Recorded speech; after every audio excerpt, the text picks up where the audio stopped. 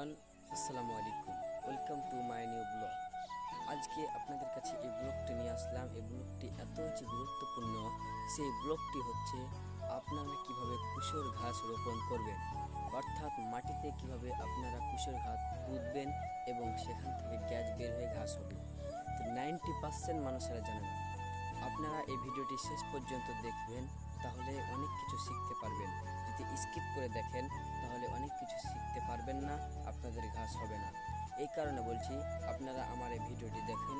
আমি কিভাবে ঘাস রোপণ করেছি এবং কিভাবে করব আপনাদের সবাইকে আমি দেখাবো। তো চলুন, আমি যেগুলো ঘাস রোপণ করে ঘাস হয়েছে সেগুলো আগে আপনাদের সামনে দেখাই, তারপরে আমি ঘাস রোপণ করব। চলুন তাহলে। এটাই হচ্ছে সেই কুশর ঘাস।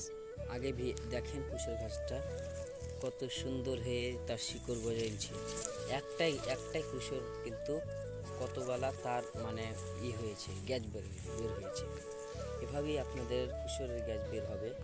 আমি আরও দেখাই, এগুলো সবই কুশরের ঘাস এবং এই সাইডেও দেখাই, আপনাদের সবাইকে দেখাই। আপনারা ভিডিওটি স্কিপ না করে আগে ভিডিওটি দেখেন। এই যে কুশরের ঘাস, এই যে দেখুন কুশরগালা কত সুন্দর হয়েছে, ঘাসগুলো রোপণ হয়েছে এবং কত সুন্দর হয়েছে, থোপ ছেড়ে খুবই ঘাস হয়েছে, প্রচুর পরিমাণে ঘাস। তো বন্ধুরা, আপনারা তো দেখলেন আমি কিভাবে ঘাস রোপণ করেছি এবং কিভাবে ঘাসটি হলো। তো চলেন আমি আপনাদেরকে দেখাই এখন এই মুহূর্তে A to Z আপনাদেরকে দেখাবো কিভাবে আমি ঘাসটি রোপণ করছি। আপনারা ভিডিওটি স্কিপ করবেন না, চালিয়ে যাবেন।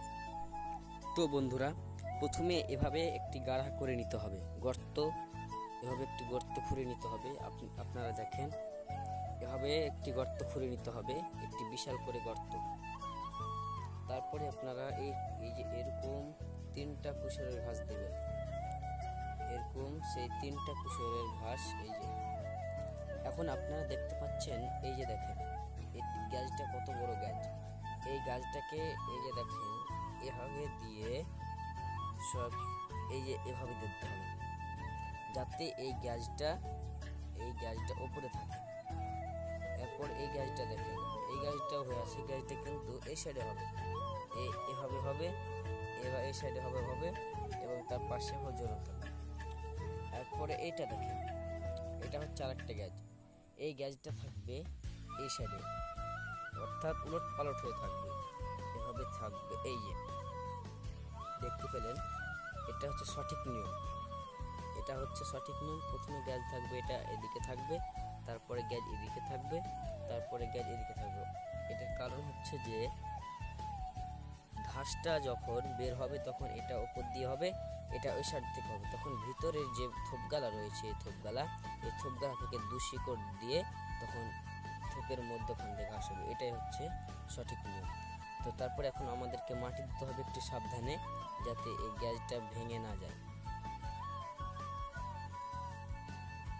আপনারা সবাই থাকবেন, দেখেন এই যে গ্যাস আছে, এই যে গ্যাস এই গ্যাসগুলো যাতে না ভেঙে যায়, এই সাবধানে আমাদেরকে মাটি দিতে হবে।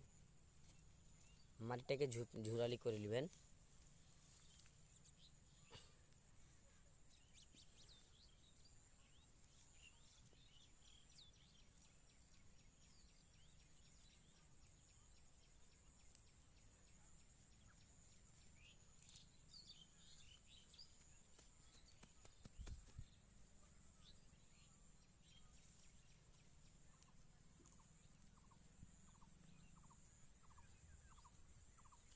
এই দেখেন, এই যে একটা গ্যাস থেকে গেল, এই যে একটা গ্যাস থেকে গেল এবং এই যে একটা গ্যাস থেকে গেল।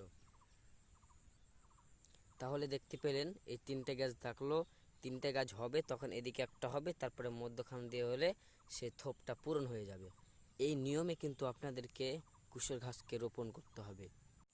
আমার ভিডিওটি দেখে যদি কিছু শিক্ষা পেয়ে থাকেন, আমাকে ছোট ভাই হিসাবে আমার ভিডিওটি দেখবেন এবং আপনাদের অন্যদেরকে পৌঁছে দিবেন, কারণ এটি শিক্ষণীয় বিষয়। যারা কষ্ট করে ঘাস বুনে, তাদের ঘাস যদি না হয় তাহলে এটি একটি কষ্টকরের হিসাব।